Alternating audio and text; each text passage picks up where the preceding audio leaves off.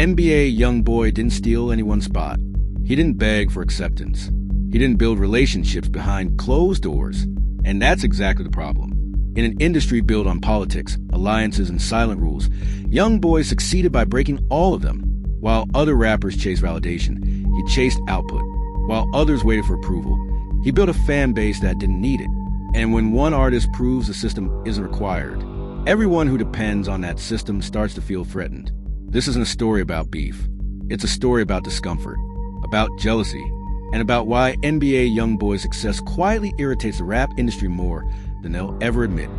Let's start with what can't be debated: the numbers. In 2022, NBA YoungBoy had more songs on the Billboard Hot 100 than any other artist.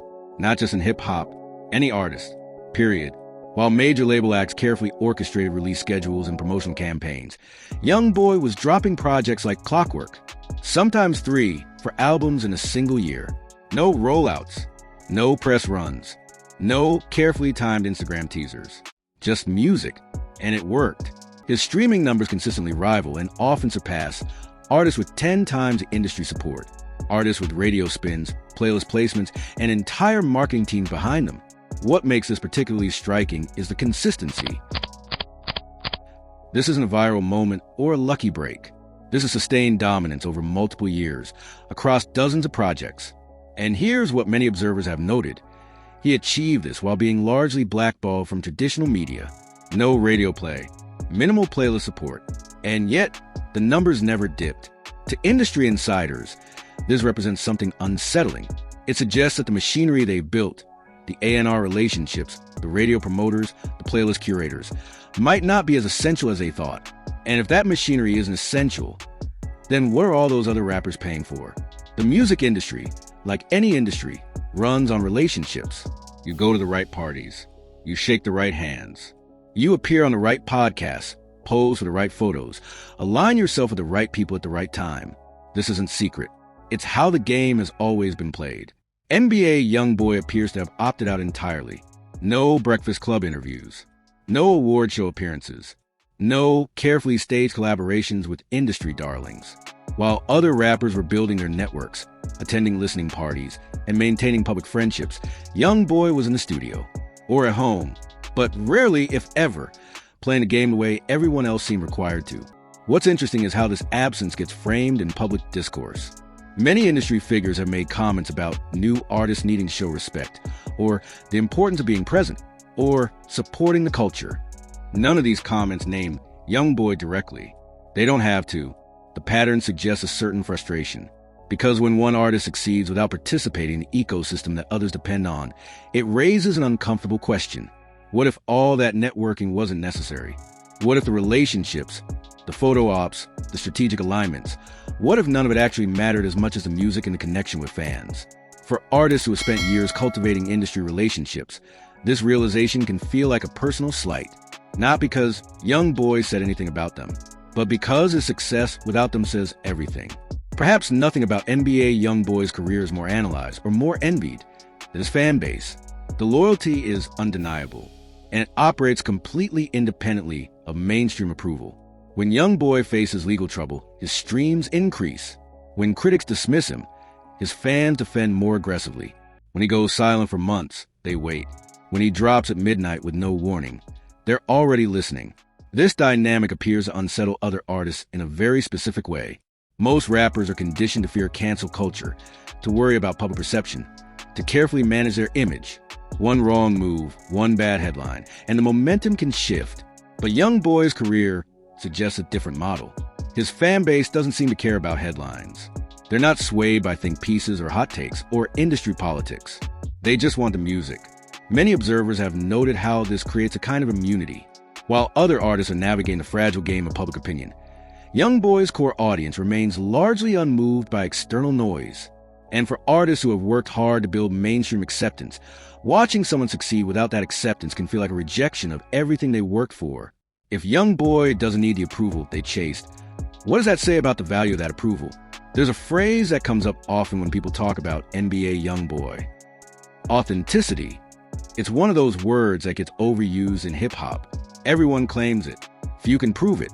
But there's something about YoungBoy's presentation that feels deliberately unpolished. His videos often look low budget. His social media presence is erratic. His public statements can be contradictory, emotional, unfiltered. In an era where most major artists have media training, PR teams, and carefully constructed personas, YoungBoy's approach stands out precisely because it appears unconstructed. This creates an interesting dynamic. For many fans, especially younger audiences, this rawness reads as genuine. The imperfections aren't bugs, they're features. They suggest someone who isn't performing for approval, but simply existing as himself.